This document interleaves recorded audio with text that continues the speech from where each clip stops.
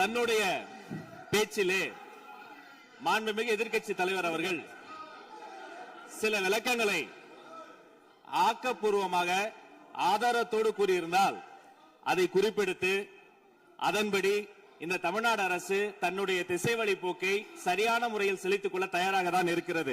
நான் முதல்வன் திட்டத்தை முடக்குவதற்கோ மாற்றுவதற்கோ எங்களுக்கு எந்த திட்டமும் இல்லை. ஆனால் சில விஷயங்களை தெளிவுபடுத்த வேண்டும். 40 நாள் விரதம் முடிப்பது போல 40 நாட்கள் ஆட்சியை இந்த தாவேகா அரசு நிறைவு செய்திருக்கிறது. இந்த 40 நாட்களும் பார்த்து விட்டேன், ஏமாற்றம் மட்டும்தான் மிச்சம் என்று அவர் சொன்னார். ஆனால் மக்கள் திமுகவினுடைய 40 நாள் அல்ல 5 ஆண்டுகளையும் பார்த்துவிட்டு அந்த வந்த ஏமாற்றத்தால் தான் இப்படி ஒரு தீர்ப்பை எங்களுக்கு வழங்கி இருக்கிறார்கள். ஆளுநர் மகிழ்ச்சி, அமைச்சர்கள் மகிழ்ச்சி, ஆளுநர் மகிழ்ச்சி என்றெல்லாம் சொன்னார். இந்த அரசில் தமிழ்நாடு மக்கள் மகிழ்ச்சியாக இருக்கிறார்கள் என்பதை தான் இன்றைய சட்டமன்றத்தினுடைய போக்கு காட்டுகிறது. நான் முதல்வன் திட்டத்தை பொறுத்தவரை தமிழ்நாடு முழுக்க இருக்கக்கூடியவர்களை நான் முதல்வன் என சொல்ல வைத்துவிட்டு ஒரே ஒரு குடும்பத்தில் மட்டும் முதல்வர்கள் வந்து கொண்டிருக்கின்ற போக்கை மாற்றுவதற்காக தான் இப்படி ஒரு சட்டமன்றம் அமைந்திருக்கிறது. தமிழ்நாடு வரலாற்றில் முதல் முறை முதலமைச்சர் மட்டுமல்ல, மாண்புமிகு சி ஜோசப் விஜய் அவர்கள் முதல் முறையிலேயே முதலமைச்சராக இருக்கிறார். அவருக்கு பிறந்தநாள் வாழ்த்துக்களையும் சொல்லிக் கொண்டு நிதி ஆயோக் கூட்டத்தில் மாண்புமிகு முதல்வர் சொன்னதெல்லாம் 40 நாட்கள் நீங்கள் செய்திருக்க முடியாது, அது திமுக தான் காரணம் என்று சொன்னார்கள். நானும் அதை தான் சொல்கிறேன். இன்று அவர் சொன்ன சட்டம் ஒழுங்கு போதை பொருள் எல்லா பிரச்சனைக்கும் 5 ஆண்டு காலமாக அவர்கள் செய்த திமுக ஆட்சி தான் காரணமாக இருக்க முடியும் என்பதையும் சுட்டிக்காட்டிக் கொள்கிறேன்.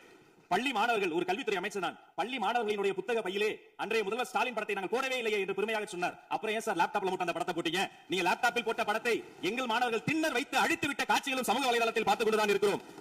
ஒரு வரியில் சொல்கிறேன், கோயில் பிரச்சனையை முத்தமிழறிஞர் டாக்டர் கலைஞரினுடைய வசனத்தையே சொல்கிறேன். நாங்கள் கோவில் கூடாது என்று சொல்லவில்லை, கோயில் கொடியவர்களின் கூடாரமாக மாறிவிடக் கூடாது என்று தான் சொல்கிறோம். தூய்மை தொழிலாளர்களை இன்றே பார்த்து விட்டதாக முதல்வர் அவர்கள் முன்னாள் முதல்வர் பார்த்து விட்டதாக சொல்கிறார்கள். எங்கள் கேள்வியே அதுதான். 10 நாட்கள் ஒரு வாய் சாப்பிடாமல் உண்ணாமல் இருந்த போது நானும் எனது சகோதரர்கள் அண்ணன் ஆனந்தும் மாதவம் போய் பார்த்தோமே. இன்று தூய்மை தேவதைகளை பார்க்கிற திரு ஸ்டாலின் அவர்கள் அன்னைக்கு ஏன் சார் பார்க்கல? ரிப்பன் மாளிகைக்கு அட்ரஸ் தெரியலையா?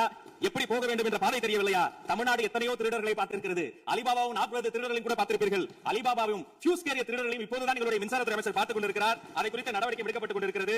அவர்கள் மின்வெட்டை குறித்து சொன்னதற்கு மாண்புமிகு புரட்சித் தலைவி அம்மா அவர்கள் இதே மாமன்றத்தில் சொன்ன ஒரு வரியை சுட்டிக்காட்ட ஆசைப்படுகிறேன். இந்த மாமன்றத்திலே தமிழ்நாட்டிற்கு மின்சார தடையை அறிமுகம் செய்த திமுக அதற்கு மின்சார தடையை பற்றி பேசுகிறது என்று அவர் கேட்டார். கலைஞர் வண்ண தொலைக்காட்சி கொடுத்தார்கள், அந்த நாட்களை பார்க்க முடியாது. கலைஞர் வண்ண தொலைக்காட்சி கரண்ட் இல்லாம கரப்பு இல்லையா, பிளாக் அண்ட் ஒயிட்டாவே போன அந்த காலங்களை எல்லாம் மறந்துவிட்டு ஆதாரம் இல்லாமல் உண்மைக்கு புறமான செய்திகளை மாமன்றத்தில் அவர்கள் சொல்வதை இதோடு நிறுத்திக் கொள்ள வேண்டும். நேரலையை குறித்து கேட்டார்கள். எனக்கு ஆச்சரியமாக இருக்கிறது. 3 ஆண்டு காலமாக ஒரு தொழில்நுட்ப கோளாறாக அன்றைய சபாநாயகர் நேரலையை இருட்டடிப்பு செய்து விட்டார். ஆனால் இன்று மாண்புமிகு சபாநாயகர் நேரலையை கொடுத்துக் கொண்டிருக்கிறார். அவருக்கு எங்கள் சார்பாக நன்றியை கூறிக்கொண்டு விவசாயிகளின் குறித்து இந்த மாமன்றத்தில் ஒன்று சொல்கிறேன். தமிழ்நாடு வரலாற்றிலேயே விவசாயிகளினுடைய சங்கத்தின் தலைவர்கள் மீது குண்டாஸ் போட்ட ஒரு சர்க்கார் திமுக சர்க்கார். ஆனால் அவர்கள் கண்ணீரை போக்க நாங்கள் போராடி கொண்டிருக்கிறோம். அரசு பள்ளிகளில் எந்த கட்சிக்காரர்களும் அது தாவேகாரர்களாக இருந்தாலும் சரி பள்ளி மாணவர்களை தொந்தரவு செய்யாதீர்கள் என்று சொன்னதோடு மட்டுமல்ல, பெருமையோடு சொல்கிறேன், எங்கள் கட்சியினுடைய ஒன்றிய செயலாளர் அரசு பள்ளியில் சென்று ரீல்ஸ் எடுத்ததற்காக நேற்றைய தினம் கட்சியை விட்டு நீக்கிறார் என்னுடைய பொதுச் செயலாளர். சட்டம் ஒழுங்கு பிரச்சனை பற்றி பேசுகிறவர்களுக்கு அண்ணா பல்கலைக்கழகம் நினைவுக்கு வரவில்லையா? அண்ணா நகரில் பெத்த பிள்ளைக்கு கொடுமை நடந்ததற்கு கம்ப்ளைண்ட் கொடுக்க வந்த அப்பா அம்மா மீதை அடித்து துன்புறுத்தியது நினைவுக்கு வரவில்லையா? யார் அந்த மேலிடம் என்று கேட்பவர்களுக்கு யார் அந்த சார் என்பது நினைவுக்கு வரவில்லையா என்பதை உங்கள் மூலமாக நான் கேட்டுக்கொள்கிறேன். இடையில் ஆங்கிலத்தில் ஒரு விஷயம் சொன்னார், to remain silent. I want to quote Walter. I may not agree with what you are saying, but I am ready to give my life to defend your right to say it. எதிர்க்கட்சிகளினுடைய கருத்துக்களையும் அரவணைக்கக்கூடிய மாமனிதர் இந்த மன்றத்தில் முதல்வராக உட்கார்ந்து கொண்டிருக்கிறார். ஆக்கப்பூர்வமான விமர்சனங்களை சொல்வீர்கள் என்று பார்த்தால் திரும்ப அரசியல் விமர்சனங்களை மட்டுமே சொல்லிக் கொண்டிருக்கிறீர்கள். இந்த சோஃபா கதையை எண்ணிக்கை விட போகிறார்கள். எங்கள் தலைவர் சினிமாவை விட்டாலும் அவர்கள் அட்லி என்கிறார்கள், புஷ்பா என்கிறார்கள், ஜுராசிக் பார்க் என்பார்கள் போல் இருக்கிறது. நான் ஒன்று சொல்லிக் கொள்கிறேன், அந்த சோஃபா அவர்கள் வாங்கியது, அவர்களுடைய வசதி கருத்து வாங்கியது. மதிப்புக்குரிய அண்ணன்களை நீங்கள் சிறுமைப்படுத்தக் கூடாது. ஆனால் ஒன்று உறுதி, எந்த காரணம் கொண்டும் பார்க்க வருகிற கூட்டணி தலைவர்களுக்கு மட்டும் பிளாஸ்டிக் சேர் போட்டதை போல சிறுமைப்படுத்தக்கூடிய கட்சி தமிழக வெற்றி கழகம் இல்லை என்பதை நேரத்தில் தெரிவித்துக் கொள்கிறேன். சிங்க பெண்களை குறித்து அன்றே விரிவாக தெளிவாக அழகாக நான் கூறிவிட்டேன். சிங்க பெண்கள் இந்த நாட்டினுடைய தமிழ்நாடு அரசினுடைய பொக்கிஷம். அவர்களை குறித்து மீண்டும் மீண்டும் இப்படி சிறுமைப்படுத்தி பேசியதற்காக மாண்புமிகு பேரவைத் தலைவர்கள் அதை கண்டிக்க வேண்டும். சிங்க பெண்களை குறித்து இனி யாராவது தவறாக பேசினால் அதை அனுமதிக்க கூடாது. இப்படி தவறாக பேசியதற்காக அவர்கள் மன்னிப்பு கேட்க வேண்டும் என்று தமிழக வெற்றி கழகத்தினுடைய அரசு சார்பில் கேட்டுக்கொள்கிறேன். வாக்குறுதிகளை பற்றி எல்லாம் பேசினார்கள்.